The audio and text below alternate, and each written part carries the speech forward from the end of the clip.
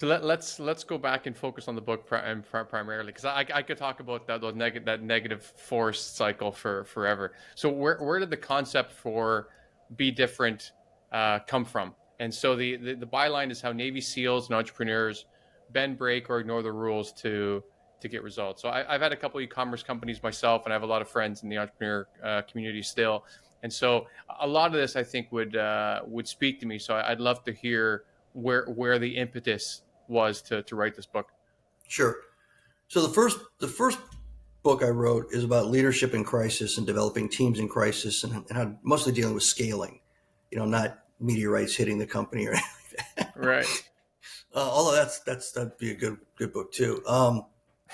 And one of the chapters talked about strategy, and one of my beta readers, who's a CEO, said, "This is a great chapter. You should have a whole book on this, because nobody teaches strategy anymore. Everybody just does optimized operational planning, and they flop forward the prior plan into the next year and add 3% growth to it and consider that strategy, which is not." Right. So I wrote the second book, which is about strategy. And the second book I set up by letting everybody know it's okay to dream, it's okay to think big, it's okay to do these things, even though this has been kind of crushed out of us by the time we get, at least through the end of high school and into university. Because what they do in schools, they teach you to memorize and regurgitate what has happened in the past. You're not in there in med school learning, futuristic medical techniques. You're learning the same stuff that everybody's been doing up to that point. In engineering, it's the same way. In business, it's the same way. And therefore, what happens is every time a bright mind comes in to that equation and says, "I have a thought, I have an idea. What if we?" It's like, no, that doesn't apply here. You need to memorize this, get good grades, move on, check the box on your program so you can graduate. Right. So then you get your first job. You walk into your first job, and they say, "Hi, how are you?" And you go to your first meeting, and you're listening to something. You raise your hand, and everybody looks at you like you have three heads, because you're brand new. You have no tenure. You have no positional authority. And unless it's a very enlightened organization, nobody's going to ask you what the heck you raise your hand for. You go through that for a while, and then you stop raising your hand.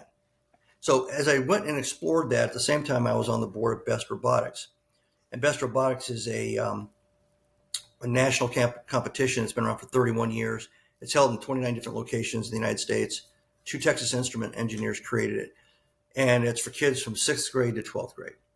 And there's now thousands of kids that have gone through that are at, then went on to MIT and Stanford and all these other places and became engineers in technology. They're in space technology, and everything you can think of, materials technology, chemical technology, biochemistry.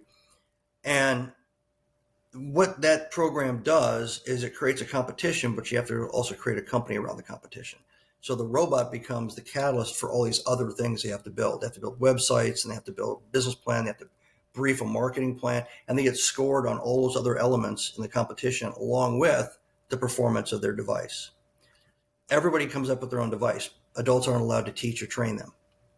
Okay. So they're given the specs of the competition, and then they have to work backwards from the specific requirements in the competition, so that they have a device that can move around and has a crane or a swing arm or a hook or other things to manipulate something in the field environment. And there's software that has to be put into it and all that. And they do that on their own. So when you go to the competition, if there's 20 teams, there's 20 different devices. That's the representation of 20 different teams of minds coming together, communicating, collaborating, doing rapid prototyping and experimentation, all that. Now, I'm not a technology guy. I was brought in to help with strategy development. But I started going to the competitions, and I looked at this and I said, okay, wow, you guys are doing a great job teaching these kids. And the engineers say, we aren't teaching them anything. Well, how the heck did they know how to do this? They work it out. They figure it out on their own. Really? They're not all like super advanced placement, college prep engineering students. Nope. So then I started talking to the students, the kids, and then I watched it in between the cycles of the competition. There's usually about 10 during the robot day. They are allowed to go back and do rapid prototyping and fixing and upgrading their robots. So they come running back. It's like, a NASCAR or Indy pit crew. They've got tools, Dremel tools and drills and materials that are, and they're trying to fix whatever it was because they only have so much time. Right. And if you think about it, there's like 500 to 800 kids surrounding an arena with about 5,000 to 6,000 family, friends, and everything, cheering what's going on in the center of the arena. So the whole thing is like 8 hours of just people screaming and yelling like you're in a football game. Wow. And I'm watching all this, right? And I thought, okay, this is interesting because what they've done is they're not teaching or training or anything. What they've done is they've created this experience that's transformational for these kids and for their parents. They see their kids in a different light. It's not about how much you memorize. It's not about where you got A's or B's or C's on a test. It's the actual flexing and exercising of the human mind to deal with and create some solution.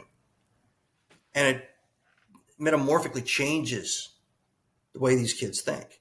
So I'm watching this. And I originally, the first one I went to, I stood more by the center and watched the actual competition. Within an hour, I was back where all the rapid prototyping was going on all the tables. And that's where I spent all my time because that's where all the dynamic was happening. So I started thinking, and some friends of mine at Best Robotics, does this make any sense? Is it only for kids? Can adults do the same thing? Can adults learn how to do this? There's no alpha personality in these groups. How do they do that? Right? There's no hierarchy of leadership. There's no CEO. Right. Why aren't they arguing with each other? Right? I mean, so we start writing down these notes, and that was the genesis of Be Different because they were breaking rules of engineering and breaking rules of program management because they didn't know the rules. Yeah. And then you start researching that and you realize that, Napoleon was like a 24-year-old general. Alexander the Great conquered the world before he was 33 years old. Einstein was younger than 24, I believe, when he came up with the special theory of relativity. Bill Gates dropped out of college to create Microsoft. Jobs, dropped out of college. These guys were all in their early 20s. Yeah. And the hallmark of every one of them, even Elon Musk, is that they either didn't know the rules, knew the rules and broke a lot of the rules of the prior generations on whatever the topic was, engineering, technology, spaceflight, or warfare, or they ignored them and went their own way. And sometimes if they were successful, they set the new standard. Unfortunately, that became the new rules for people that like rules, and then everybody gets in lockstep again until the next Alexander or the next, Tesla or somebody comes along. And I mean like Nikola Tesla. So when you put all that observation and some of that research together and thinking about my own SEAL experience about the open kind of brainstorming to come up with ideas to solve mission problems, I said, okay, this isn't about age. This isn't about a very specific competitive environment. This is about the human brain. So I started talking to some people that were experts in brain science. And so that all ended up in Be Different. So it's basically the vehicle of, starts out the same way as Be Visionary did, in that I basically tell the reader, you've been conditioned to think a way that is counter to the way your brain has been designed. And you can be conditioned or unconditioned to where you understand how to use that brain. Unless you have Alzheimer's or dementia, unless you have an actual medical condition, a 6-year-old or 7-year-old brain that's looking up at the stars or wondering if they can be a rock star someday is the same functioning brain of a 70-year-old. Right. There's no biochemical, mechanical reason why a 70-year-old can't get excited and start thinking big thoughts, except that they've been conditioned not to. Right. So first three chapters or so talks about that so that people feel comfortable being creative and thinking creatively. And then I teach kind of how to shred all that stuff, all that baggage, so you can start actively applying that concept. And that's what the book's about. So it's not only about, business and for business people, but it's professional or personal.